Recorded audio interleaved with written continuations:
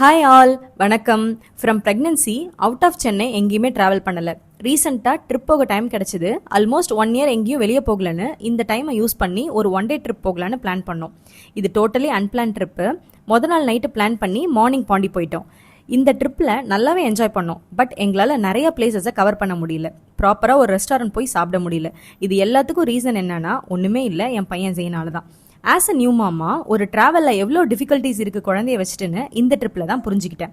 அந்த டிஃபிகல்ட்டிஸ் என்னென்னா, ஒன்று பிரெஸ்ட் ஃபீடிங், இன்னொன்று குழந்தைய கையில் தூக்கிட்டு நடக்கிறது.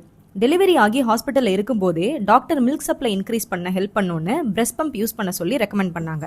ப்ளஸ் மில்க் பம்ப் பண்ணி வச்சுக்கிட்டா உங்களுக்கும் ரெஸ்ட் எடுக்க டைம் கிடைக்கும்னு சொன்னாங்க. பட் நான் அதை ஃபாலோ பண்ணலை. இந்த ட்ரிப்பில் தான் அதை ரெக்ரெட் பண்ணேன். ஏன்னா சப்போஸ் மில்க் பம்ப் பண்ணி வச்சுருந்தா எல்லா பிளேஸும் போய் பார்த்துருப்போம். பிரெஸ்ட் ஃபீட் பண்ணணும்னு ஒரு ஹெசிடேஷன் இருந்திருக்காது. இன்னொன்று பேபி கேரியர் வாங்காமல் இருந்தது. கையில் தூக்கிட்டு நடக்கும்போது குழந்தை ஓகேயா இருக்கானா, அவனுக்கு கம்ஃபர்டபுளாக இருக்குமான்னு யோசிச்சு எங்கேயும் அவ்வளோவா போகலை. பேபி கேரியர் இருந்திருந்தா ஈஸியாக இருந்திருக்கும். ஃப்ரீயாக நிறையா பிளேசஸை எக்ஸ்ப்ளோர் பண்ணியிருக்கலாம்.